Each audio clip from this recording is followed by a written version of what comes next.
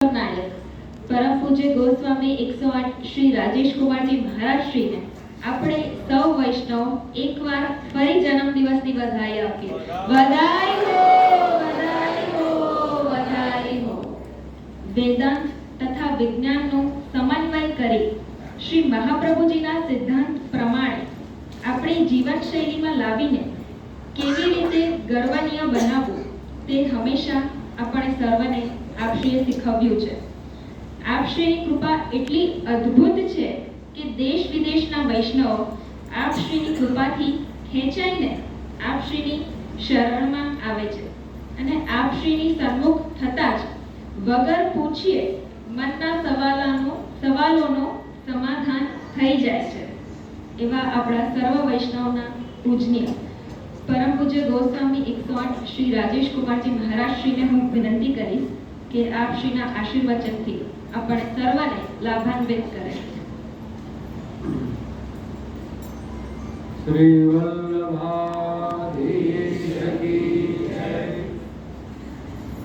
नमो भगवते तस्मै कृष्णाय अद्भुत कर्मणे रूप नाम विभेदेन जगत क्रीडति यो यतः।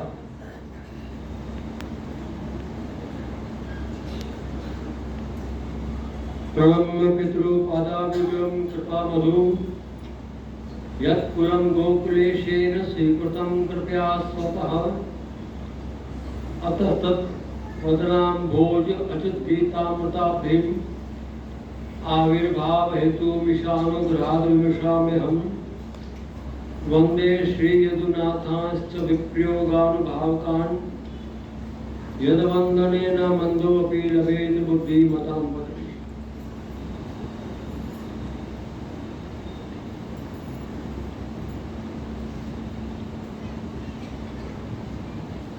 આજના વસંતોત્સવના દિવસોમાં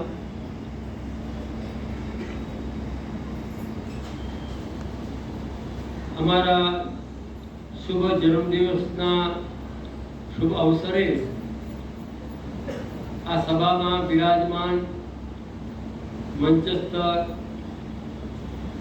અમારો ગોસ્વામી પરિવાર गोस्वामी चिरंजीव कृष्ण कुमार जी महोदय लालन बाबा, गोस्वामी चिरंजीव उजेश कुमार जी महोदय, गोस्वामी चिरंजीव आश्रय कुमार जी, गोस्वामी चिरंजीव अनुग्रह कुमार जी, प्रिय देवका राजा अने गोस्वामी देव,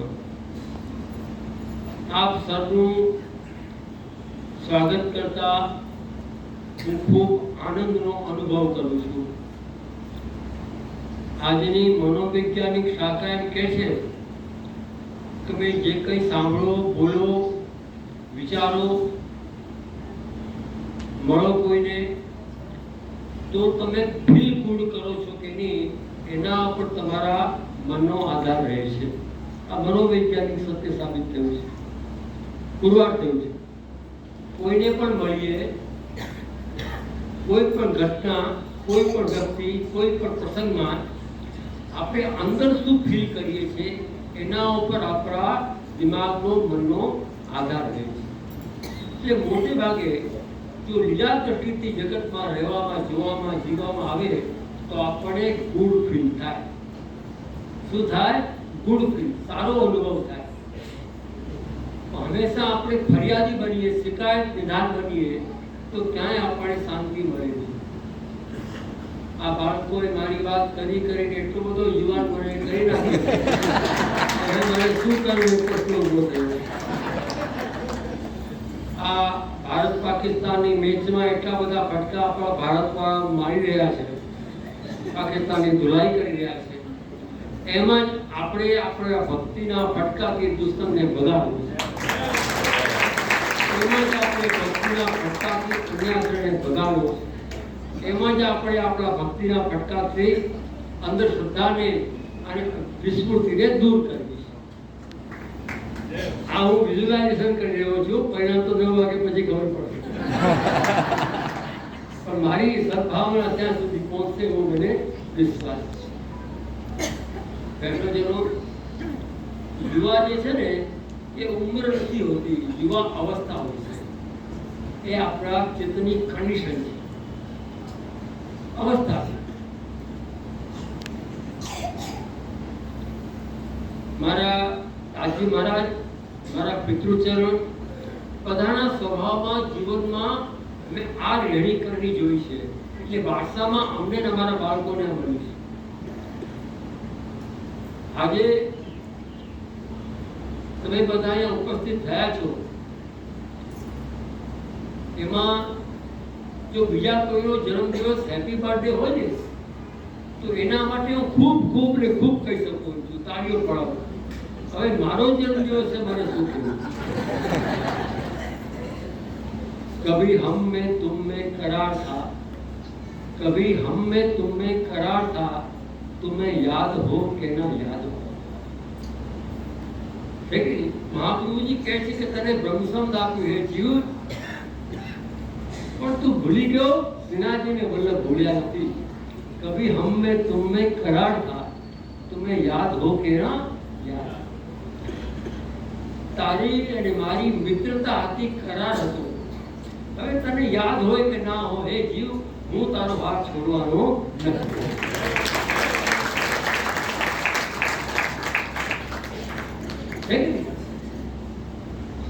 તો પ્રિયજનો, જેમ બાબાએ કહ્યું એ વાત સાચી કહી, મથુરામાં જન્મ છે, પણ મજાની વાત એ છે કે રવિવારે જન્મ છે, છુટ્ટીના દિવસે. આજે રવિવાર, ભગવાને ફુરસત સે બનાયા. આજે લોકો આજે થોડી વૈષ્ણવની સંખ્યામાં થોડો વધારો લાગે કે રવિવારને પ્રતાપ.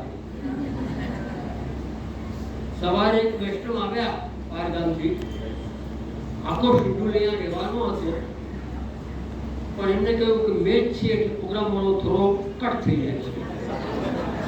એટલે કે પ્રોગ્રામ ભલે કટ થાય, સંબંધ કટ નહીં થાય. મેચ હતી ને એટલે ફટકા જોવા જેવું. એક વાત સાંભળો, જે પોતાના માતા પિતાના વચન સાંભળે છે, સાસુ સસરાના વચન સાંભળે છે, વડીલના વચન સાંભળે છે, ગુરુના વચન સાંભળે છે, એને લોકોનું સાંભળવાનું બંધ થઈ જાય છે. આજના સમયમાં આ વાત અપનાવવા જેવી છે, હા કે ના? આ લોકો કેમ કહી જાય છે? જૂની ગુજરાતમાં કહેવત હતી, યાદ આપો, જેની સાસુ ના હોય ને 17 સાસુ થવા આવે. એક સાસુ કરી હોય તો ચિંતા છે. એક કર્યો ગોપીચંદ વલ્લભ, નહીં સ્વામી બીજું, કોઈ ચિંતા જ નહીં.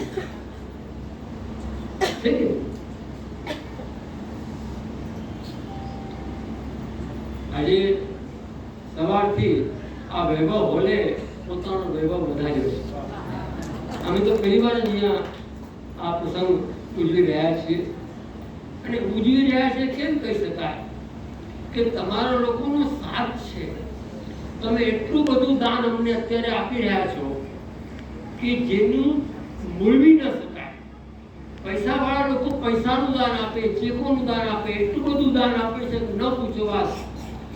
ગૌશાળા હોય તો આપો, સ્કૂલ હોય તો આપો, કોલેજ હોય તો આપો, વૃદ્ધાશ્રમ હોય તો આપો, અનાથાલય હોય તો આપો, આપીને ફ્રી પૈસા આપ્યા એટલે ફ્રી. પણ સમય આપનાર કોઈ નથી.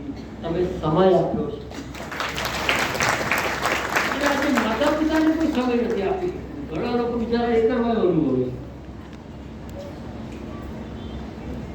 આજે જ અમારા વડીલ બંધુ પધાર્યા અને મને એક જ વાત કરી, પૂરા આ વાત કહેવાય નહીં પણ એક પોતાના માનીને શેર કરું છું કે ભરપૂર પરિવાર है, कोई कमी नहीं है, आनंद ही आनंद है, परंतु न जाने क्यों कहीं अकेलापन लगता है. विचारજો તમે, અમુક ઉંમર પછી વ્યક્તિને આવું કેમ લાગે છે? એ વખતે એને બે સાથ આપે છે, આંતરિક રીતે, બાહ્ય રીતે પોતાના બાળકો, એનો પરિવાર, એનું કુટુંબ, અને ભૌતિક રીતે આંતરિક રીતે એની પત્ની, અને પાછો સૌથી ઉપર છે આપણો વિશ્વાસ, આપણો ભગવાન. આજના સમયમાં સૌથી પહેલી દોસ્તી પોતાની જાતે કરી લો તો એકલતાનો અનુભવ નહીં થાય. આ પોતાની જાત સાથે દોસ્તી નથી કરતા ને એટલે હું એકલી કેવી રીતે રહું, એકલો કેવી રીતે રહું, કેમ? सांझ पड़े सुने घर में मेला लगता है, हम भी पागल हो जाएंगे ऐसा लगता है. पंकज उदास થઈ ગયો, ઉદાસ થઈ ગયો. કેમ કે એવા વિચારો આવે છે, માણસ એકલો રહી શકતો નથી. પોતાના શબ્દો, પોતાના પ્રભાવ, પોતાનો અનુભવ, પોતાનો વ્યવહાર એ માણસને પજવે છે. માફી માંગી શકતો નથી, પોતાની જાતે માફ કરી શકતો નથી અને મનમાં મૂંઝાયા કરે છે. આજના માનવની આ સુધી છે. આ કે માફી માંગવા માટે તો અહંકાર કરે છે, માફ કરવા માટેની શક્તિ નથી, પોતે એક્ચ્યુઅલ પોતાની જાતે કરી શકતા નથી. આવા સમયમાં માણસને એક જ આશરો છે, શ્રી મહાપ્રભુજીનો સ્નેહ. જો તમે એક આશ્રય કરશો તો નિશ્ચિત માનજો તમારા બધા જ મનના ઉત્પાતો શાંત થઈ જશે. આજે આપણે બધા ભારતીય છીએ, સનાતની હિન્દુ છીએ. ભલે લોકો કુંભમાં ડૂબકી કરવા, કોઈ કુંભમાં ડૂબકી લગાવીને આવ્યા હોય તેનું અભિવાદન કરું છું, જવાના હોય એનું અભિવાદન કરું છું, કોઈ જે નહીં જઈ શક્યા એનું સ્વાગત કરું છું. બધું કહેવાય ગયું, બધું કહેવાય ગયું. તો સાચો કુંભ તો તમારો અહીંયા પડ્યો છે.